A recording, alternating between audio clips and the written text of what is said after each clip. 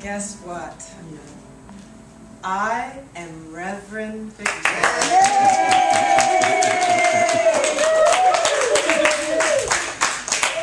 It's the first time I've introduced myself like that. And welcome to the Granada Hills Center for Spiritual Living Sunday night pipeline service.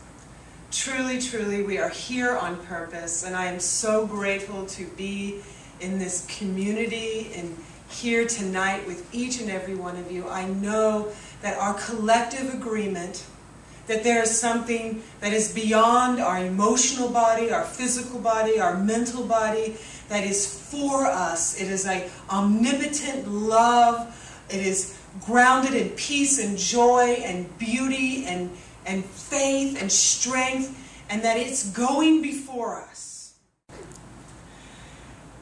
Marilyn has been a religious scientist for over 8 years.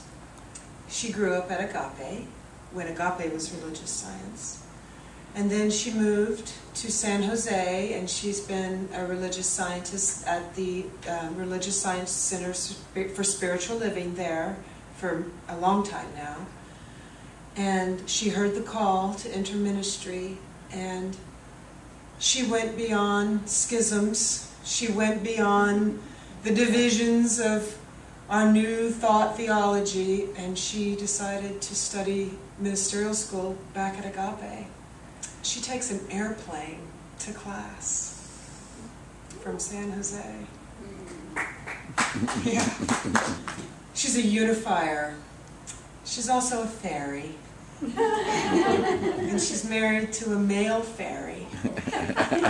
And together they teach this relationship enneagram class. They're master enneagram teachers, and they teach an enneagram class for relationships. They're amazing people. The interesting thing is the title of my talk is My Soul Says Yes. And you can just see from the musical inspiration, from Reverend Kathy's meditation, from beautiful Victoria, that these are people who have said yes. Yes to their soul. There's just no doubt. They have said yes to their soul. And it's beautiful. Our soul purpose, our whole soul purpose, all of us, is to awaken, to wake up.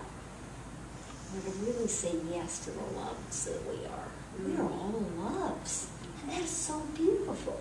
So the question is, what gets in the way of us just being that emanation of love 24/7, 365?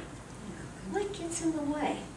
Well, I love Reverend Michael Beckwith because he talks about happiness getting in the way, which is really amazing because we think we're all out to get happiness, right?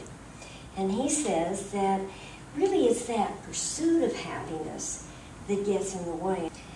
Only when we are recipients of the world's applause, at least from those in our world, can we finally deserve to relax into self-acceptance. When our ego is healthy, there is no experience of either inferiority or superiority. We don't live comparing ourselves to others, envying who they are or what they possess. We realize our intrinsic precious worth. We know we are cherished by existence. And Barbara Marx Hubbard really refers to it in the May issue of Science and Mind magazine, and I love what she talks about.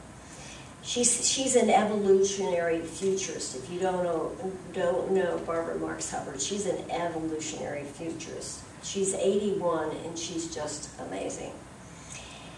When a woman finds a deeper, I'm going to, since I've written it down here, it's from this issue and it's from May, so if you want to get a copy of it. When a woman finds a deeper expression of her own spiritual essence and says yes to it, she begins to evolve the internal presence of the consciousness force in and as her. When a woman falls in love with her life purpose, she activates an evolutionary force that is unique to the feminine principle. It affects her at a bioevolutionary level. So what is it that gets in the way of feeling that? What gets in the way? I know that whenever I'm doing what I was created to do, I'm in that feeling of passion. I'm in that feeling of euthanizing. I'm in that feeling of regenopausing. I still love that word. Still love that word. So how do we push through our own self, what I call internal oppression? How do we push through those times when we're in a funk and find what our purpose is? Well, there are 3 ways. First of all is awareness. We have to begin to be aware anytime we're doing a self-talk that isn't positive. Right. Anytime we're saying, oh, I've got this ache, or I've got this pain, or I've got this bill, or I've got this whatever, whatever, you fill in the blank. Then we need to just wake up and be aware. We do not need to lead necessarily with our personalities, but with our heart and souls. We're not looking for tasks equal to our power. We're looking for the power equal to the tasks needed. That's what we're actually looking for. Now, the second thing we need to know, so the first thing we need to know is how to become aware when that internal oppression is going on. Wake up, in other words. The next thing we need to do is we need to interrupt it. We need to say, no, no, no, I'm not going to repeat what my mind just said in my mindset. I'm not going to let that go on for a minute. We want to affirm the possibility of a different outcome. Hope means something can change, and oppression really hates the word hope. Oppression really hates the word hope. It's in the unexplainable that we can live a life of possibility and purpose. We can explore new ideas free of our self-imposed dogmas or beliefs.